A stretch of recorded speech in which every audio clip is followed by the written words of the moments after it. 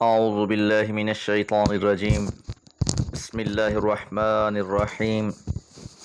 يا قوم لكم الملك اليوم ظاهرين في الأرض فمن ينصرنا من بأس الله إن جاءنا قال فرعون ما أريكم إلا ما أرى وما أهديكم إلا سبيل الرشاد. وقال الذي آمن يا قوم إني أخاف عليكم مثل يوم الأحزاب مثل دأب قوم نوح وعاد وثمود والذين من بعدهم وما الله يريد ظلما للعباد. ويا قوم إني أخاف عليكم يوم التناد يوم تولون مدبرين ما لكم من الله من عاصم ومن يضلل الله فما له من هاد. سورہ مومن آیات 29 سے 33۔ آیت نمبر 28 میں یہ بات جانی کہ آل فرعون میں سے ایک ایسا شخص بھی تھا جو ایمان لا چکا تھا، لیکن اس نے اپنے ایمان کا اظہار نہیں کیا تھا۔ اس نے فرعون کے دربار میں کہا، کیا تم ایک ایسے شخص کو قتل کرنا چاہتے ہو جو کہتا ہے کہ میرا رب اللہ ہے اور وہ واضح نشانیاں لے کر آیا ہے؟ اگر وہ جھوٹا ہے تو اس کا جھوٹ اسی پر ہے، اور اگر وہ سچا ہوا تو اس کا کوئی حصہ تم کو پہنچ کے رہے گا جس کی وہ تم کو وعید سنا رہا ہے۔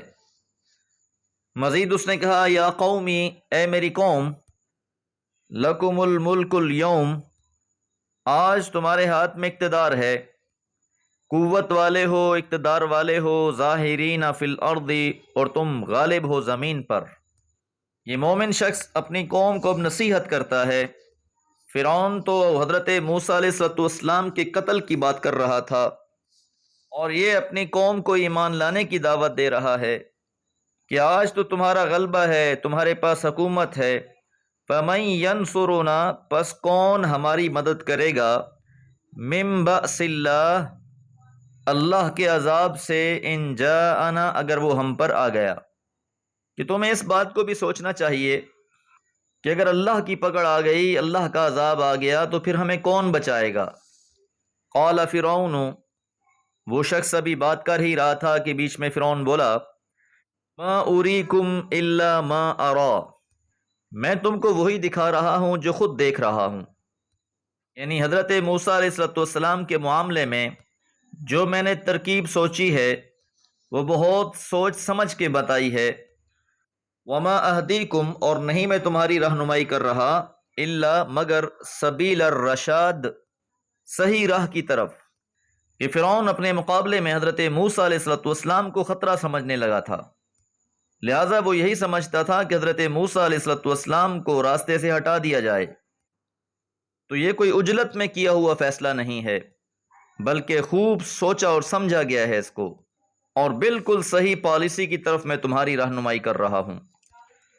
وقال الذی، اور کہا اس شخص نے جو آمنا، ایمان لا چکا تھا، یا قومی، اے میری قوم، انی اخاف علیکم، مجھے تمہارے بارے میں اندیشہ ہے، مثل یوم الاحزاب، جس طرح اور گروہوں پر آیا کہ تم سے پہلے بھی قومیں گزر چکی ہیں، انہوں نے بھی انبیاء کی مخالفت کی، ان پر بھی اللہ تعالیٰ کا عذاب آیا۔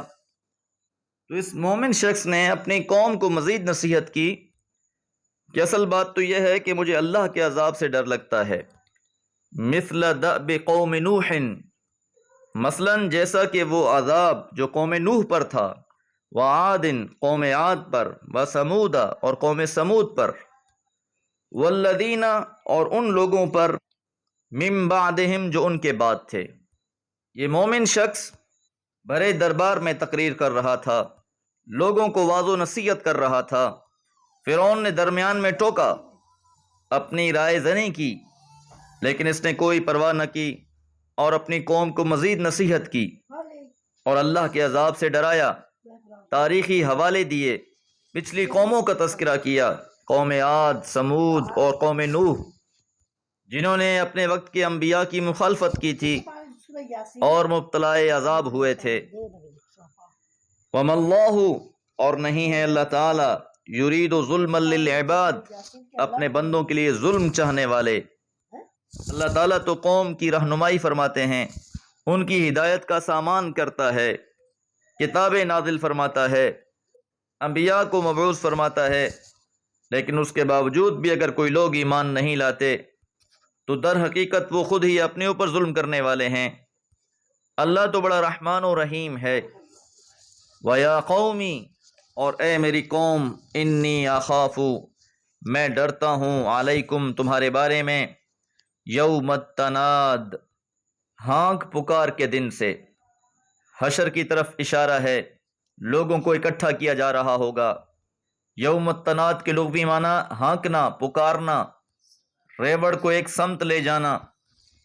تو قیامت کے دن بھی کچھ منظر ایسا ہی ہوگا، لوگوں کو میدان محشر میں جمع کر دیا جائے گا۔ تو اس مومن شخص نے دنیا کے عذاب سے ڈرانے کے بعد اب آخرت کا تذکرہ کیا۔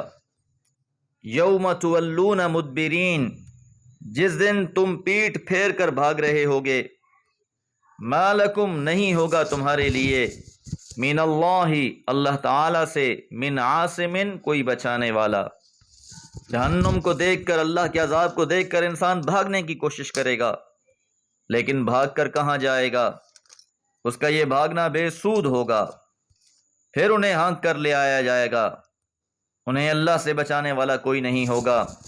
وَمَن يُضْلِلْ اللَّهُ اور جس کو اللہ گمراہ کر دے، فَمَا لَهُ پس نہیں ہے اس کے لیے، من ہاد کوئی ہدایت دینے والا۔